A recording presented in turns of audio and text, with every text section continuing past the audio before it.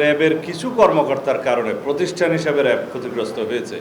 আমরা আশা করছি আগামী দিনে সম্পূর্ণভাবে মানবাধিকারকে সমুন্নত রেখে র্যাব তার সমস্ত কর্মকাণ্ড পরিচালিত করবে এবং আমরা একটি নতুন আইন প্রণয়নের উদ্যোগ নিয়েছি, যে আইনের অধীনে একটি এলিট ফোর্স হিসাবে একটা বাহিনী থাকবে।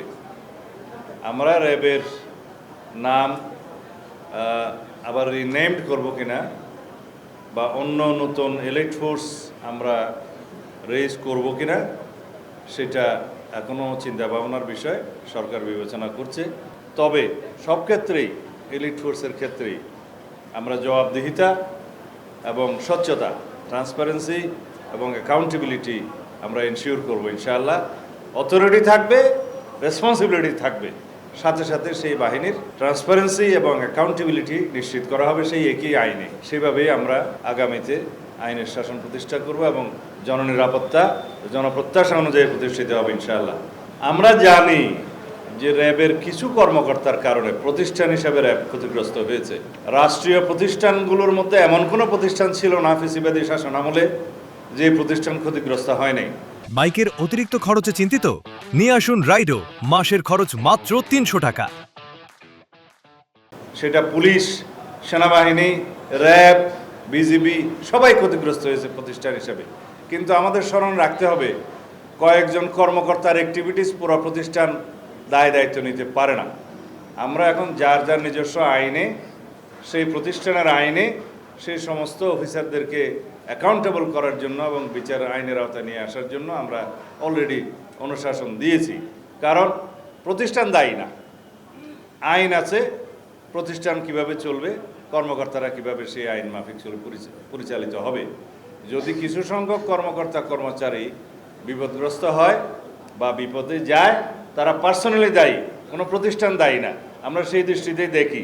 ঠিক আমেরিকা যেই সময় র্যাবের উপরে স্যাংশন দিয়েছিল, সেই সময় র্যাব এমন কিছু কর্মকাণ্ডে জড়িত ছিল, রাজনৈতিক হাতিয়ার হিসেবে ব্যবহৃত হয়েছিল।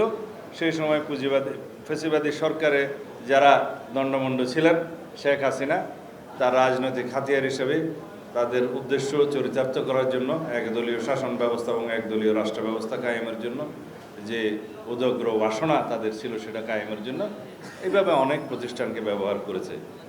সেই কারণে র্যাবের উপরে যে স্যাংশনটা আমেরিকা ইম্পোজ করেছে সেটা এখনও বহাল।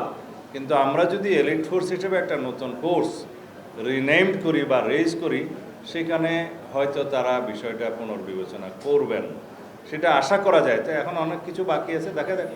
Thank you.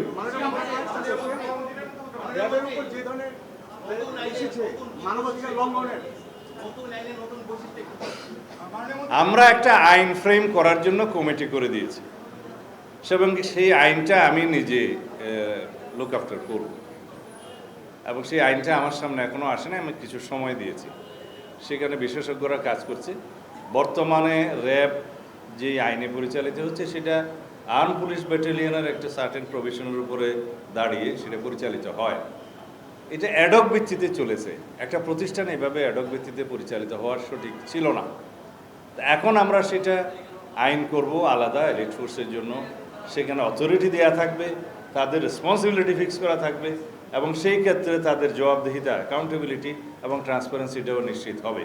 সেই হিসাবে আইনটা আসবে। এখনও ডিটেল বলার সময় আসেনি না। এখন যেভাবে চলছে আর্ম পুলিশ ব্যাটালিয়নের একটা ধারার অধীনে, সেটা তো আজকে না, সেটা আরও 10-12 বছর আগে, 15 বছর আগে থেকে চলছে এবং সেটা আমি মন্ত্রণালয়ে দায়িত্বে আসার পরে দেখলাম যে সেটা ঠিক না। একটা বাহিনী রেজ হয়েছে, তার জন্য সুনির্দিষ্ট আইন থাকতে হবে এবং তাদের দায়িত্ব বন্টন করা থাকবে, সেখানে স্বচ্ছতা থাকবে এবং জবাবদিহিতা থাকবে। সেই হিসাবেই অন্যান্য বাহিনী যেভাবে আছে ওভাবে থাকবে। কিন্তু এই আইনটা সেভাবে নয়, এটা ডিফেক্টিভ ছিল, এখনও তাই আছে। তা আমরা এখন সংশোধন করব।